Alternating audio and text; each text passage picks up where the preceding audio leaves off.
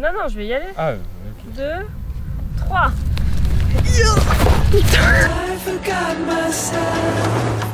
Aujourd'hui, dans ce nouvel épisode Black Angus, on vous emmène en Auvergne.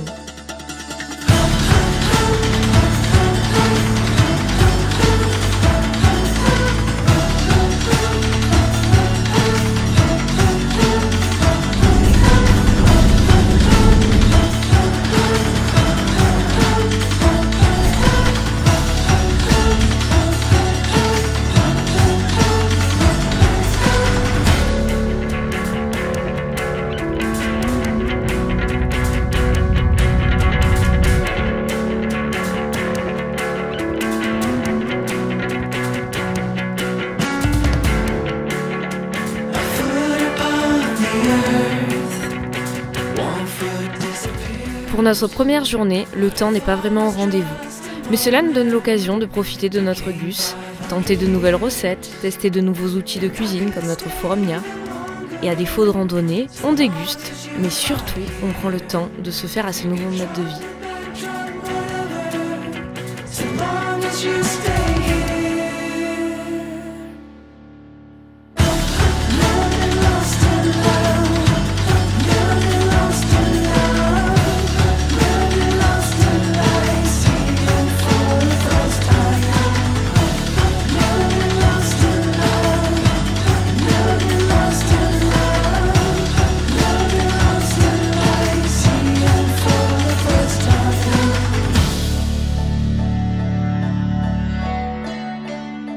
Arrivé en Auvergne. Pour l'instant, on n'a pas trop eu de chance avec le temps. Décidément, le mauvais temps nous suit. Il fait toujours moche, mais apparemment, à partir de demain, ça devrait s'arranger. Au niveau des randonnées, on va faire le puits de Sancy, donc marcher sur les crêtes. Et pour cette occasion, il y a même notre pote Kéké qui va nous rejoindre, le même pote qui était pour le lac du Lozon dans la Drôme. Et aussi, on va marcher sur le plateau du Césalier qui apparemment ressemble à une petite Mongolie, donc vraiment hâte d'y être. En tout cas, même si la météo est pas super clémente avec nous, c'est quand même super beau l'Auvergne.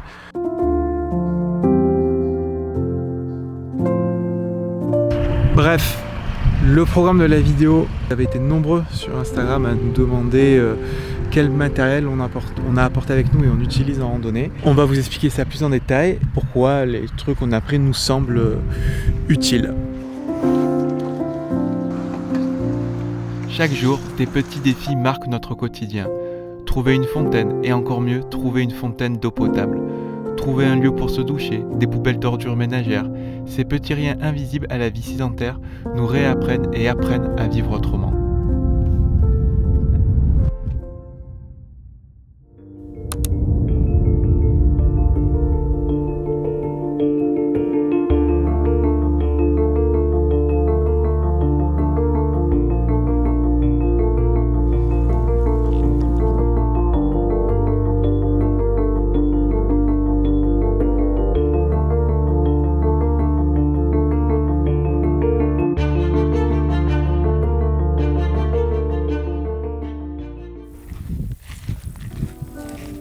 Petit aparté pour vous parler des volcans d'Auvergne.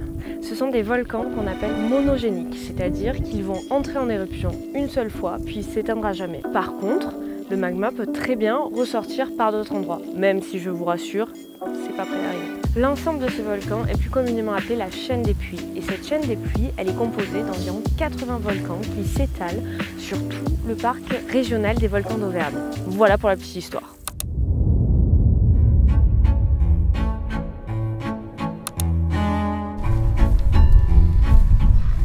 On est en plein troupeau de taureaux.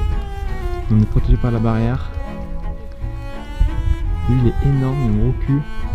Et lui il est bien musclé.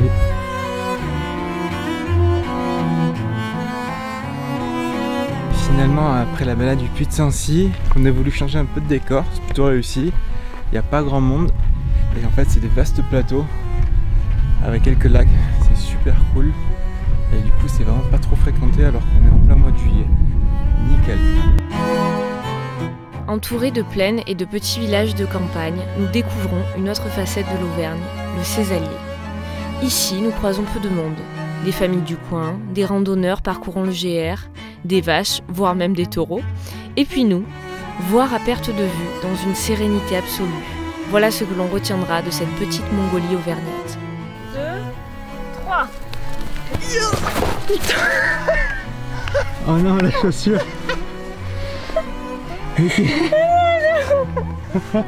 Peut-être ça aurait pu te faire mal. Je savais qu'il fallait que je filme.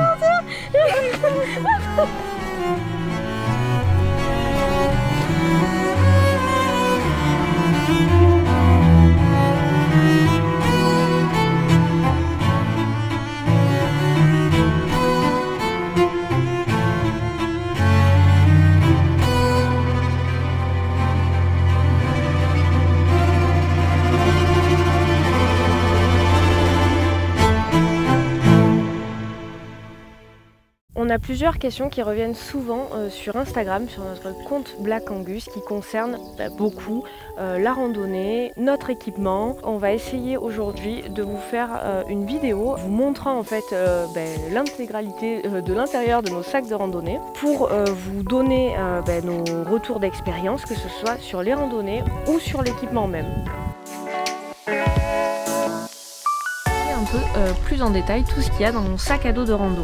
Les bâtons, donc ça c'est hyper utile parce que le bâton ça permet de réduire de 25% l'effort, ça l'uniformise en fait, donc au lieu de forcer que sur les jambes, vous avez les bras qui prennent un peu de... Ensuite on a notre petite popote, dans la popote intégrée vous avez 2 assiettes, 2 verres, le réchaud mini MSR qu'on conseille vraiment, il est top. C'est un peu l'indispensable, alors ça vraiment, ça, vous partez pas sans rando, sans frontal. Un de mes derniers achats c'est la liseuse, c'est le top pour les voyages, pour les randos. En fait elle est rétro-éclairée donc vous n'avez même pas besoin de la frontale, donc vous économisez en énergie et ça prend pas de place, c'est léger et vous avez plein de livres dessus, bref c'est le top. Pour mon sac à dos j'ai un 50 plus 10 litres et c'est le modèle Ubik de chez Millet.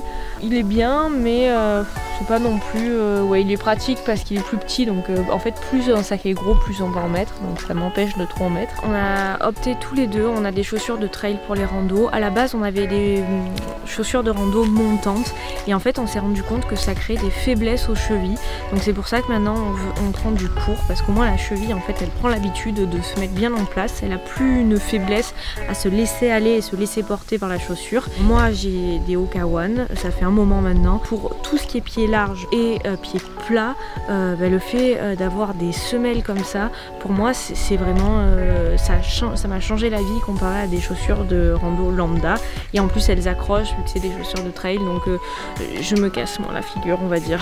Donc pour la tente on a pris une MSR Uba Uba hyper légère. On a pris aussi le tapis de sol qui coûte je crois 20 € supplémentaires. La tente elle doit faire 350 €. Il rajoute de la résistance à l'eau et surtout il permet aussi de pas trop abîmer sa tente en mettant une protection entre la tente et le sol. Donc là on le voit pas très bien parce que je l'ai mis dans son sac. En général les duvets on les laisse respirer, on les met dans ce style de sac. Duvet de confort 0 degré, jamais eu froid avec, donc vraiment nickel. Moi ce que je peux vous conseiller dans les duvets c'est de toujours garder la température confort. Donc le matelas au sol, j'ai pris la marque Thermarest, R value de 4 ou de 4,2. L'indicateur qui va vous donner la mesure de résistance au froid du matelas au sol. Le froid vient aussi du sol, donc c'est hyper important d'avoir un bon matelas. En randonnée, ce qui va être hyper important, c'est le système des 3 couches qui va vous permettre, selon les événements, de vous couvrir ou de vous découvrir. La première, c'est un t-shirt à manches longues ou à manches courtes qui va être près du corps. Ensuite, une veste polaire ou pourquoi pas une doudoune. Ensuite, ça va être un coupe-vent pour se protéger de la pluie. Et en fonction des événements, on va switcher. Par exemple, s'il y a beaucoup de vent mais qu'il fait pas chaud, on va mettre le t-shirt et la veste coupe-vent. Et s'il y a du vent et qu'en plus il fait froid, et bien à ce moment-là, on va mettre les 3 couches. Et en fait, c'est comme ça qu'on va pas attraper froid et qu'on va être paré à toutes les éventualités en montagne.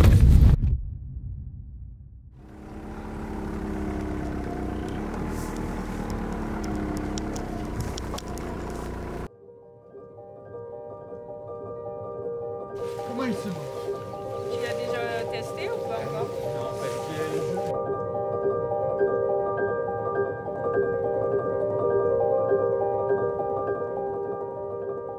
Ce n'est pas tous les jours que l'on trouve un endroit où l'on se sent bien. Pourtant ce spot était parfait. À seulement quelques pas d'un lac aussi grandiose que les paysages du Canada, spacieux, une belle vue, de quoi finir 2 jours de randonnée en beauté.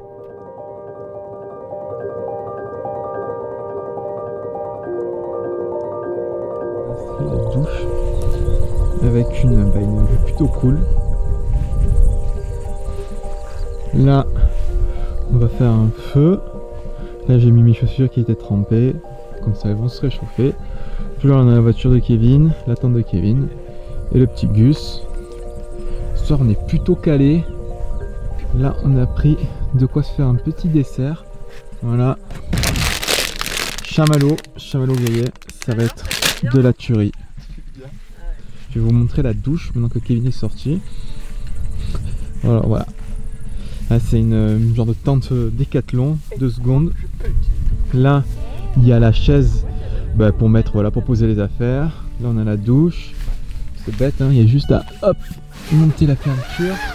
Elle s'accroche avec des piquets. Et puis voilà, la personne est à l'intérieur. Et elle a une vue de dingue. Et maintenant, nous, on va passer à la préparation du repas.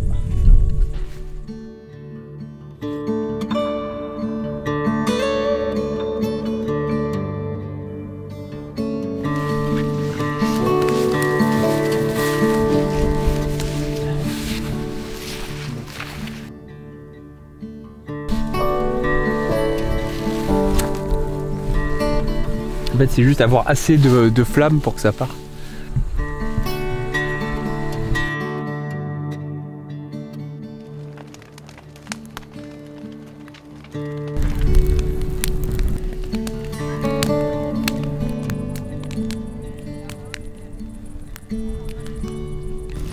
Après, s'il est noir et que tu as un gros morphal, tu peux toujours enlever la couche de noir et il est tout fondant.